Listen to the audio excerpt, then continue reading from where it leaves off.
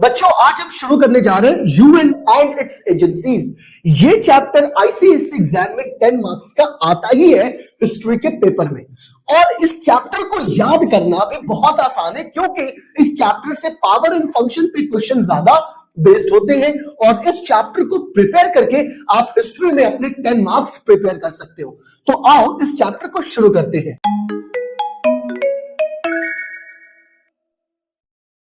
बच्चों अगर हम बात करें यूएन और यूएन की एजेंसीज की, तो आपको पता है कि यूएन के फॉर्मेशन से पहले लीग ऑफ नेशन बनाया गया था।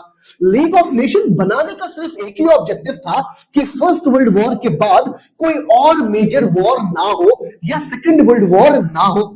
लेकिन सर हमको भी पता है कि लीग ऑफ नेशन फेल हो गया था। लीग ऑफ नेशन फेल होने के अपने अलग ऑब्जेक्टिव्स थे कि बिगर नेशन ने लीग ऑफ नेशन को ज्वाइन नहीं किया, जिन नेशन ने ज्वाइन किया उन्होंने भी लीग ऑफ नेशंस के डायरेक्शन को नहीं माना, जिसकी वजह से फिर राइज ऑफ फैसिज्म और नाजिज्म, हिटलर वगैरह आए, जिसकी वजह से सेकेंड वर्ल्ड वॉर होता है। लेकिन सर सेकेंड वर्ल्ड वॉर के बाद ऐसा लगा कि अगर कोई एक स्ट्रॉन्गर बॉडी नहीं हुई जिसने आगे जाके ये थर्ड वर्ल्ड वॉर या और भी ऐसे वर्ल्ड वॉर को नहीं रोके, तो ये वर्ल्ड आगे कहां प्रोग्रेस करेगी। इसीलिए यूएन को बनाना हुआ बहुत ज्यादा जरूरी। आइए हम एक टॉपिक पढ़ लेते हैं कि what are the reasons for the establishment of the UN. तो पहली वही कहानी sir, failure of League of Nation जो 1920 में बनी थी वो फेल हो गई। दूसरी बात बच्चों, fear of death and destruction. Sir ये क्या है? Death and destruction. वॉर में क्या फूल बरसाए जाएंगे? अरे बॉम्ब गिरेगा तो डेथ तो होगी, लाइफ, मिलियंस ऑफ लाइफ, ठीक, प्रॉपर्टी, इनको बनाने में, लाइफ चलाने में काफी बहुत बड़ी बात होती है। अचानक से कहीं आपने बॉम्ब ड्रॉप कर दिया तो फियर तो होता ही है डेथ का, डिस्ट्रक्शन का। उसके साथ साथ सर एक मॉडर्न वेपन आ गए थे, एटम बॉम्ब। हिरोशिमा नागासाकी में जो एटॉमिक बॉम्ब गिरा था 1945 में, तो सर ये जो मॉडर्न वेपन है, डेथ ऑफ डिस्ट्रक्शन का फियर है, failure of League of nation है, प्लस एक ये भी डर था भाई साहब ये थर्ड वर्ल्ड वॉर की तरफ ना दुनिया चली जाए। क्योंकि वॉर तो रोक नहीं सकते, क्योंकि वॉर को आदमी डायलॉग के जरिए, अब एक प्लेटफॉर्म के जरिए डिस्प्यूट को नहीं रोक सकते, लेकिन डिस्प्यूट को रिजॉल्व किया जा सकता है। इसीलिए जरूरत पड़ी कि भाई साहब हमें एक स्ट्रॉन्ग पीस ऑर्गेनाइजेशन बनाना है। और इसीलिए 1941 में जब सेकेंड वर्ल्ड वॉर चली रही थी तो दो बड़े लीडर, एक ब्रिटिश पीएम विंस्टन चर्चिल और US president Franklin D Roosevelt, ये भाई साहब शिप में मिलते हैं अटलांटिक ओशन में और वहां एक डिक्लेरेशन करते हैं। किसका डिक्लेरेशन करते हैं? Atlantic charter. कहते हैं देखो भाई साहब अब हम लोग दोनों मिलकर एक वर्ल्ड को एक बढ़िया सा पीस ऑर्गेनाइजेशन देंगे जो एक तरीके से अथॉरिटी मेंटेन करेगा, और ये फर्दर जो वॉर की जो पॉसिबिलिटीज आ जा रही हैं, ये वॉर होने से पहले हम डायलॉग के जरिए कोई भी डिस्प्यूट और प्रॉब्लम होगा उसको रिजॉल्व कर लेंगे। ठीक है, यहां तक तो बात समझ में आई। इसीलिए बच्चों यूएन का फॉर्मेशन होता है। ऑफिशियली जो यूएन आता है और एग्जिस्टेंस में वो आता है 24 अक्टूबर 1945, और इसी दिन को हम सेलिब्रेट करते हैं United Nation Day. United Nation का मतलब all the nation of the world are united, इसे बोलते हैं यूनाइटेड नेशन डे। अच्छा बच्चों, यूनाइटेड नेशन डे बना लिया गया, यूएन का फॉर्मेशन हो गया, ठीक है। अच्छा, जब यूएन का फॉर्मेशन हो गया तो यूएन का एक फ्लैग लिया गया, और फ्लैग क्या लिया गया? ब्लू कलर का फ्लैग है, उस पे वर्ल्ड का मैप है एंड ओलिव जो ट्री होता है उसकी ब्रांचेस है, ठीक है सर। उसके साथ बच्चों कभी कभी आपसे यह भी पूछ लेता है कि tell what are the official languages of the UN. तो याद रखना बच्चों कि यूएन की 6 ऑफिशियल लैंग्वेजेस है। पहला जो है सर इंग्लिश, आपको पता ही है क्यों, इंग्लिश तो रहेगा क्योंकि यूएस के प्रेसिडेंट, यूके के प्रेसिडेंट। फ्रेंच, ठीक है, इंग्लिश हो गया, फ्रेंच हो गया, Spanish, Russian and Arabic, and 6 Chinese. These are the official languages of UN. बच्चों अब हमें यह पढ़ना है कि यूएन के सबसे इंपॉर्टेंट ऑर्गेनाइजेशन जैसे जनरल असेंबली, जैसे यूनाइटेड नेशन सिक्योरिटी काउंसिल। लेकिन उससे पहले आइए जो एग्जाम में क्वेश्चन आता है कि what are the objective, what are the purpose of the United Nation. तो ये लिखने को आता है कि बच्चों लिखो ऑब्जेक्टिव क्या है यूनाइटेड नेशन का, पर्पस क्या है ऑब्जेक्टिव नेशन का। तो आइए आपके लिए स्टार्ट करते हैं कि main objective of the United nation. बच्चों पहला क्या होगा? पहला मैंने आपको बताया, prevent war and maintain piece. भाई वॉर को रोको, पीस को मेंटेन करो वर्ल्ड में। एंड दूसरी बात, develop friendly relation among nation. भाई वॉर कैसे होता है? जब फ्रेंडली रिलेशन खत्म होती है, फ्रेंडशिप खत्म होती है, तो नहीं नहीं भाई, फ्रेंडली रिलेशन डेवलप करो। ओके भाई साहब, उसके साथ क्या करो? Promote justice and respect for international law. League of nation ने जो लॉज बनाए हैं उसको तो माना नहीं, तो सेकेंड वर्ल्ड वॉर हो गया। लेकिन जो यूएन बनाएगी भाई, वो हर कोई मानेगा, ठीक है, हर कोई इसको रेस्पेक्ट करेगा, इंटरनेशनल लॉ को। अच्छा भाई, उसके साथ क्या होगा? Protect human right. Human right को भी हम प्रोटेक्ट करेंगे, क्योंकि second world war, first world war में ह्यूमन राइट कहां? वॉर हो रही तो बस लाइफ की, प्रॉपर्टी का डेथ है, डिस्ट्रक्शन है, चला जा रहा है। एंड उसके साथ साथ हमें वर्ल्ड को एक आगे लेके जाना है, इंप्रूव लिविंग कंडीशंस, अपने लाइफ को और इंप्रूव करना है, चीजों को और बेहतर बनाना है, तो हमें इस पे भी ध्यान देना होगा बच्चों। और ये लिखने को आता है कि right the objective and purpose of the United nation. अगर आपने ऑब्जेक्टिव एंड पर्पस कर लिया हो तो अब आगे बढ़ते हैं। यहां से भी सवाल बनता है कि what are the principal organ, कौन कौन से प्रिंसिपल ऑर्गन है यूनाइटेड नेशन के? तो बच्चों, यूनाइटेड नेशन के 6 प्रिंसिपल ऑर्गन है। अच्छा, ये प्रिंसिपल ऑर्गन क्या है? प्रिंसिपल ऑर्गन का मतलब मेन बॉडीज जो फंक्शन करती है, जिससे यूनाइटेड नेशन चलता है। तो पहला क्या है सर? जनरल असेंबली, जिसमें हर साल सेशन होता है, ठीक है, रेगुलर सेशन होता है वंस इन अ ईयर। उसके बाद सिक्योरिटी काउंसिल, जिसको हमें पता है 5 permanent member, 10 non permanent member होते हैं, जो बहुत इंपॉर्टेंट रोल प्ले करते हैं। इंटरनेशनल कोर्ट ऑफ जस्टिस, अब मान लो अगर 2 कंट्रीज के बीच में कोई डिस्प्यूट है तो वो कौन सा कोर्ट देखेगा? इसके लिए इंटरनेशनल कोर्ट है, जिसको हम इंटरनेशनल कोर्ट ऑफ जस्टिस कहते हैं। एंड एक और काउंसिल है, इकोनॉमिक एंड सोशल काउंसिल। उसके बाद ट्रस्टेड काउंसिल भी है एंड सेक्रेटरीट भी है। These are the important organ of the UN. बच्चों, ये यूएन के इंपॉर्टेंट ऑर्गन है, आपको नाम याद कर लेना है, शायद 1 मार्क्स 2 मार्क्स में पूछ ले, इसलिए आपको जरूरी है इधर भी ध्यान देना। अब बच्चों चलते हैं जनरल असेंबली पे। सर, ये जनरल असेंबली क्या है? नाम है जनरल असेंबली, मतलब जितने भी यूएन के मेंबर होंगे वो सब इसके भी मेंबर होंगे, तो इसलिए कॉल्ड वर्ल्ड पार्लियामेंट। अब मान लो हर कंट्री की अपनी अपनी पार्लियामेंट होती है, क्योंकि वहां की पॉपुलेशन अपने लीडर को इलेक्ट करके भेजती है, असेंबली में बैठ कर डिस्कशन करते हैं। लेकिन जो वर्ल्ड की, जो पूरा वर्ल्ड है, उसके जो नेशंस कलेक्ट हुए हैं, तो उनके रिप्रेजेंटेटिव कहां बैठते हैं? जनरल असेंबली में, इसलिए इसको वर्ल्ड पार्लियामेंट भी कहा जाता है। Main discussion body of the UN, UN में जो डिस्कशन होता है वो जनरल असेंबली में होता है। ठीक है, आपने ये तो देख लिया जनरल असेंबली कितना इंपॉर्टेंट है। अब लेकिन जनरल असेंबली की कॉम्पोजिशंस के बारे में भी थोड़ा सा पढ़ते हैं, ताकि आपको क्रिस्टल क्लियर हो। यहां से क्वेश्चन आता है बच्चों, क्या क्वेश्चन आता है? Right 3 composition of general Assembly. ठीक है, तो ये क्वेश्चन बड़े इंपॉर्टेंट है और एग्जाम में आ सकते हैं। पहला, all countries of the UN are the member of the General Assembly. जो यूएन का मेंबर है ऑटोमेटिकली भाई साहब वो जनरल असेंबली का मेंबर है। अच्छा, ईच कंट्री हैज 1 वोट। अब डिस्कशन होगा तो कोई बिल विल पास होगा तो उसमें वोटिंग होगा। अब कोई भी कंट्री हो, चाहे वो रिच हो, पुअर हो, डेवलपिंग हो, डेवलप हो, भाई साहब 1 country 1 vote. And each country send up to 5 representative.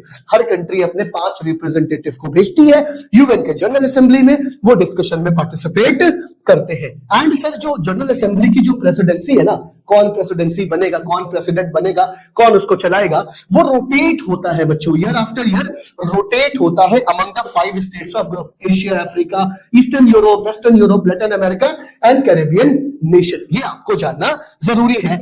And बच्चों, उसके जो स्पेशल सेशन, मतलब एक तो हो गया regular session once in a year होता है अक्टूबर नवंबर में, ये हमको पता है, ठीक है। लेकिन special session, not special session में बुलाया जा सकता है। कैसे? या तो सेक्रेटरी जनरल कहे आओ भाई स्पेशल सेशन है, या तो सिक्योरिटी काउंसिल बुलाना है इमरजेंसी में, या तो मेजॉरिटी ऑफ मेंबर वोट करे, फेवर करे कि नहीं भाई एक स्पेशल सेशन होना है, आइए किसी इंपॉर्टेंट मैटर पर डिस्कशन की बहुत ज्यादा हमें जरूरत है। तो बच्चों, ये रहा जनरल असेंबली के पॉइंट्स की, ये वर्ल्ड की पार्लियामेंट है, मेन यूएन के डिस्कशन बॉडी है, और ये उसके कॉम्पोजिशन है, जहां से क्वेश्चंस आते हैं, write the 3 composition of the UN. अब कॉम्पोजिशन के बाद अगर ये पूछते हैं तो पूछते हैं what are the function of the General Assembly. ठीक है, तो जनरल असेंबली के फंक्शंस बच्चों मैंने आपके लिए यहां इजी करके रखे हुए। पहला, डिस्कस, क्या डिस्कस करेगा भाई? International peace and global problem.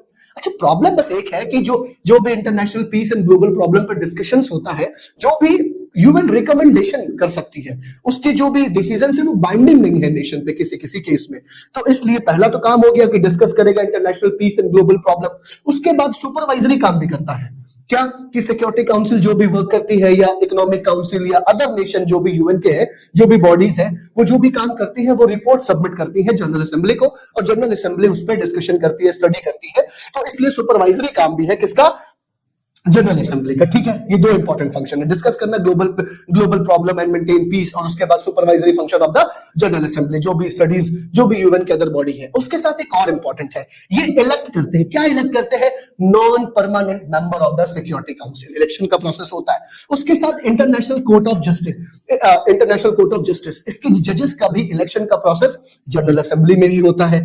And जो मेंबर है economic and social council and secretary general है जो यूएन के, उनका भी इलेक्शन कौन, जनरल असेंबली में ही होता है। एंड सर यूएन चलेगा कैसे, यूएन का जो बजट है उसको भी अप्रूव कहां किया जाता है, जनरल असेंबली में किया जाता है। कौन सी कंट्री कितना पे करेगी ये भी जनरल असेंबली में ही डिसाइड होता है।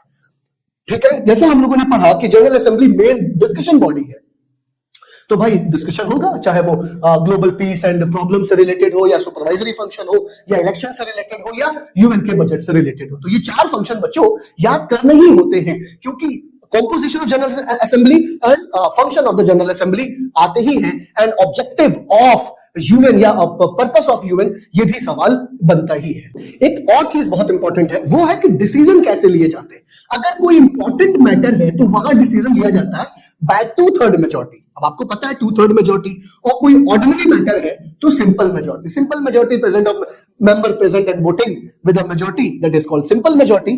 तो ये डिसीजंस लेने का जनरल असेंबली में तरीका है कि इंपॉर्टेंट मैटर पे 2/3 मेजॉरिटी, कोई ऑर्डिनरी मैटर है, सिंपल मैटर है, तो उस पे सिंपल मेजॉरिटी से काम चला लेते हैं। जनरल असेंबली के कॉम्पोजिशन एंड फंक्शन देखने के बाद एक मोस्ट इंपॉर्टेंट ऑर्गन यूएन का पढ़ने जा रहे हैं, and that is security council.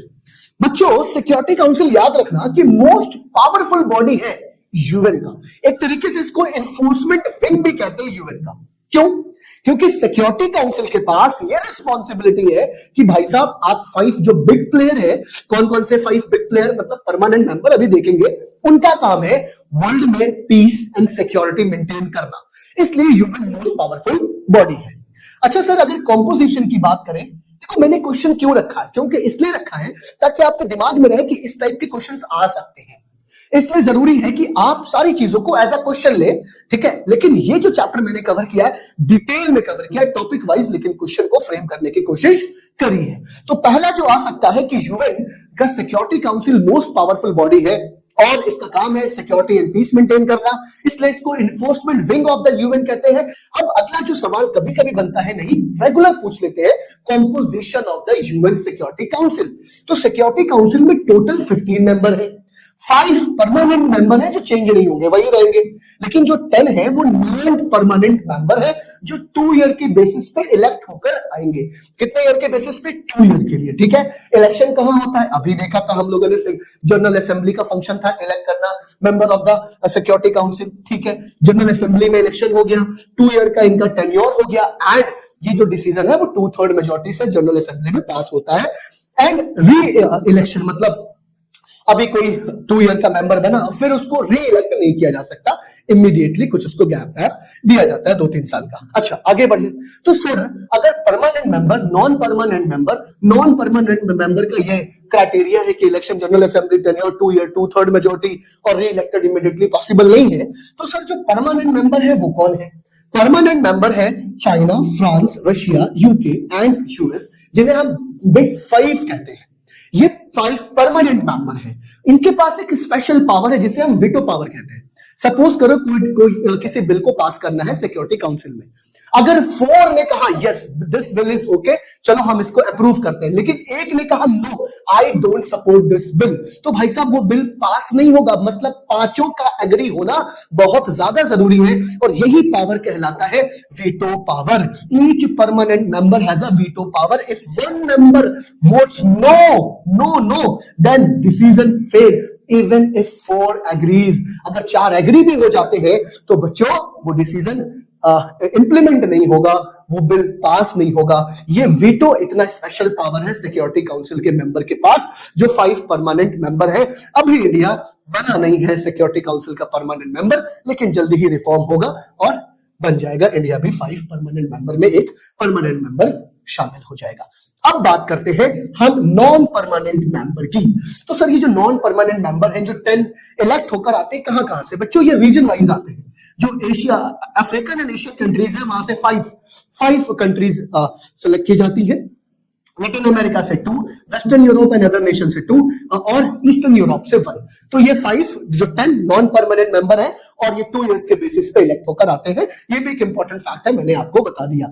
अब जो मोस्ट इंपॉर्टेंट हमें पढ़ना है यूएन के सिक्योरिटी काउंसिल का, वो पढ़ना है इसका फंक्शन। और पहला फंक्शन ही है stop war, prevent international tension, maintain global piece. ये भाई साहब का परम कर्तव्य है कि भाई साहब तुम मेंटेन करो पीस को, लेकिन फिर भी कॉन्फ्लिक्ट होते रहते हैं।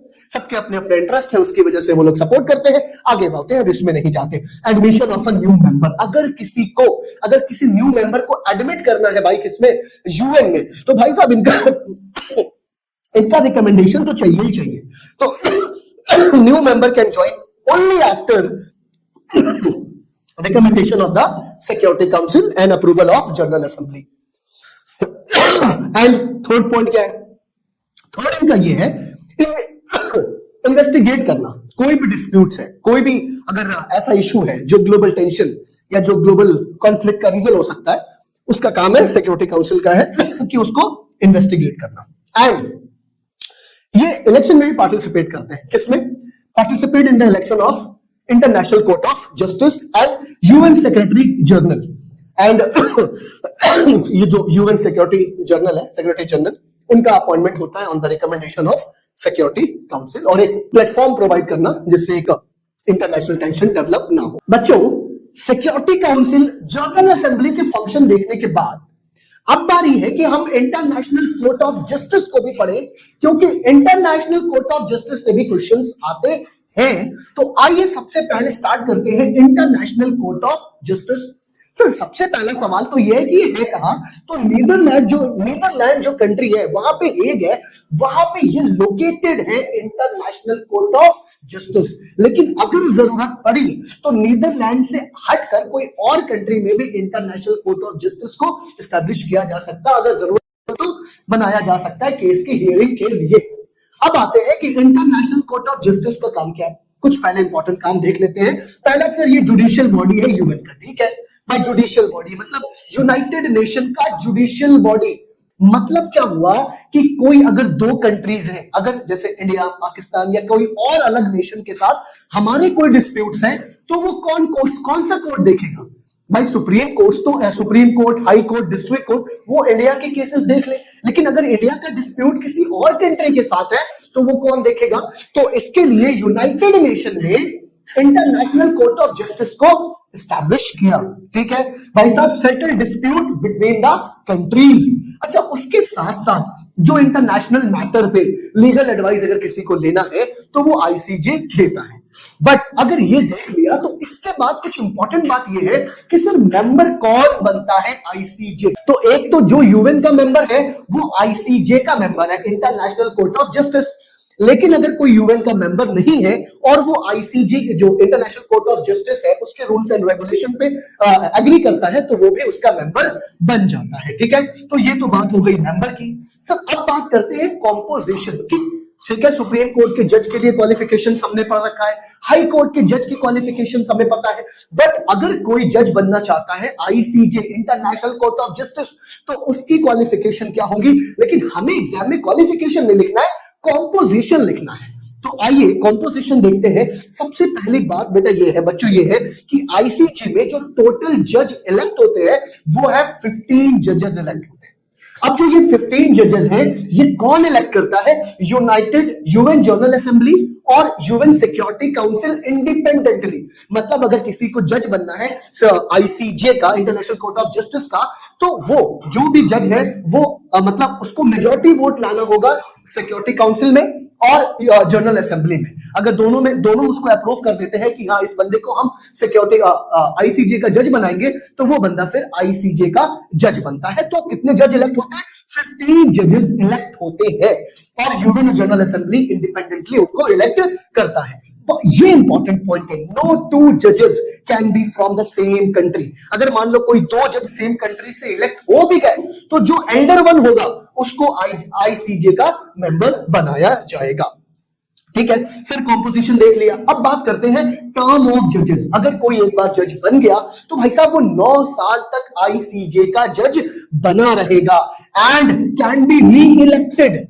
जैसे हमारे राज्यसभा का सिस्टम है कि हर 2 इयर्स में रिटायर होते हैं, यहां पे क्या है, हर एवरी 3 इयर्स में 1/3 जज रिटायर होते हैं। तो क्या है टर्म ऑफ जजेस? टर्म ऑफ जजेस है 9 elected for the 9 years, can be re-elected and every 3 years 1/3 judge retire। 1/3 जजेस क्या होते हैं? रिटायर होते हैं। कॉम्पोजिशन देख लिया, टेन्योर देख लिया, ठीक है। अब आइए कुछ इसके इंपॉर्टेंट पावर एंड फंक्शंस देखते हैं बच्चों। And important power and function में एक तो होता है कंपल्सरी जुरिस्डिक्शन, एक होता है वॉलंटरी जुरिस्डिक्शन। तो कंपल्सरी में क्या है भाई साहब कि इंटरप्रिटेशन करना किस चीज का? International law. अब भाई कोई भी WHO का कोई लॉ है, ठीक है, अब कोई भी लॉ है उस पर कोई डिस्प्यूट आ गया तो कौन इंटरप्रेट करेगा क्या सही कंडीशन है? यही तो काम है आईसीजे का। जैसे हमारी कंट्री में, इंडिया में, सुप्रीम कोर्ट का काम क्या है? हमारे कॉन्स्टिट्यूशन को इंटरप्रेट करना कि हमारा कॉन्स्टिट्यूशन किसी पर्टिकुलर केस में क्या कहता है। उसी तरीके से अगर कोई इंटरनेशनल लॉ है उसको कौन डिफाइन करेगा, उसको कौन समझाएगा, कौन इजी करेगा? तो उसका काम है, आईसीजे की रिस्पॉन्सिबिलिटी है कि भाई साहब आप ये काम करें। अगर किसी ने इंटरनेशनल लॉ को ब्रेक किया है तो उस पार्टी को कंपनसेशन करने के लिए कौन ऑर्डर देता है? वो आईसीजे देता है, ठीक है, इंटरनेशनल कोर्ट ऑफ जस्टिस, जिसको हर पार्टी को मानना ही होता है, हर कंट्री को मानना ही होता है। ये डिसीजन आईसीजे का है। उसके बाद वॉलंटरी जुरिस्डिक्शन है। कोई भी कंट्री है अगर उसको लगता है कि अदर कंट्री के साथ जो उसका डिस्प्यूट है तो वो वॉलंटरी जा सकती है आईसीजे के पास, कह सकती है ये हमारा डिस्प्यूट है, आप इसकी हियरिंग कीजिए। तो ये है कि dispute between the nation like border disputes और डिप्लोमेटिक जो भी इश्यूज है वो आईसीजे के पास जाते हैं। उसके बाद एडवाइजरी का एक रोल है आईसीजे का।